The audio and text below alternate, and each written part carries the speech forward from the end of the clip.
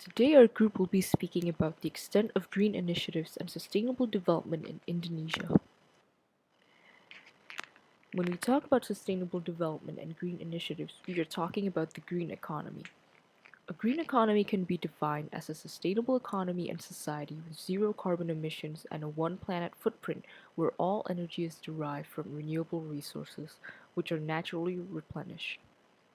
This results in an improved human well-being and social equity, while significantly reducing environmental risk and ecological scarcities. In a green economy, waste, water, and water waste infrastructure are based on long-term sustainability. There is also preservation and protection of ecosystems and natural environments. Our environment is currently going through two main problems: forest exploitation and pollution. Indonesia is known for its vast forests. While densely covered in the 1950s, about 40% of the forests existing were cleared in the following 50 years. Basically, forest cover fell from 162 million hectares to 98. This is a very significant uh, decreasing amount. Due to the forest exploitation because of commercial logging, it has caused deforestation, soil erosions, massive forest fires, and desertification. Since 1996, deforestation has increased to an average of 2 million hectares per year. Forests are also fragmented by roads and developments. The second problem, which is pollution or CO2 emissions. According to the second national communication, the only reference for Indonesia's CO2 emissions, Indonesia has approximately emitted at most 1.38 gigatons of carbon dioxide equivalent a year. This is a huge improvement compared to the year 2000, where they emitted about 6 gigatons of carbon dioxide.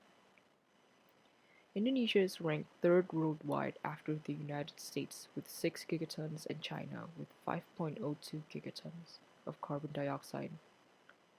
About 674 megatons came from land use change and forestry, while peat fires contributed to 451 megatons in 2005. We are mostly concerned with pollution and CO2 emissions in Indonesia. These are some of the charts that show um, CO2 emissions without reducing the gas emissions. The first one shows that energy and peat contributes to the emissions of CO2. And on the right side, we can see Indonesia's projected emissions throughout the years. The Indonesian economy consists of a variety of sectors. As we can see, there are agriculture, mining and quarrying, manufacturing industries, electricity, gas and clean water, construction, trade, hotels and restaurants, transportation and communications, finance, leasing and business services, and other services.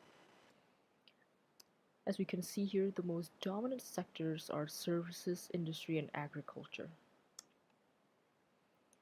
These sectors can be divided into two more: the primary sector and the secondary sector.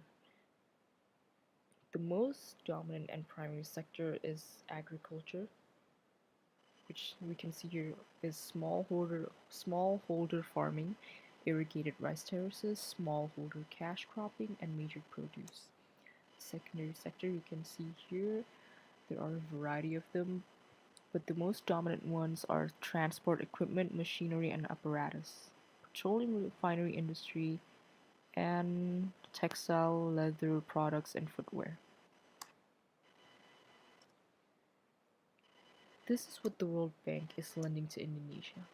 You can see that there is a large number in transportation, information communication, and also finance. When we look at the World Bank and what it loans to Indonesia, here is what our group thinks. The World Bank loans the largest amount of money to Indonesia for public administration. We believe they should be loaning more money for Indonesia's sustainable development for environmental improvements. They could be used for new technology to improve our environment.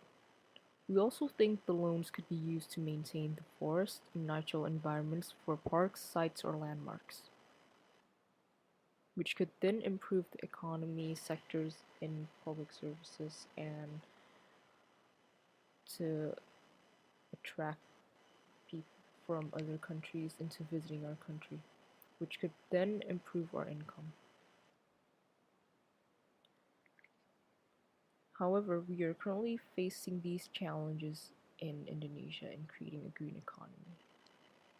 First of all, there is lack of funding. Since creating these new technologies are costly, we do not have the financial support for it. We also lack of capable human resources. With our current human resources, they are not facilitated with good education and facilities, which then decreases the quality of human resources. We are also currently dealing with poverty, lack of coordination among sectors between public and private institutions, and lack of incentives and stimulus packages to stimulate the growth of the green economy in Indonesia. These are some of the initiatives from the Ministry of Environment in the Republic of Indonesia. The first one is based on resources and how we should be efficient with it by internalizing the value of natural resources and environments. We should try to alleviate poverty by creating green jobs for the green economy. We can innovate technology and emphasize public awareness to this issue. Basically, it focuses more on efficiency. And the last one is about how we can be efficient with energy by using retrofit, biofuel, or fuel switching.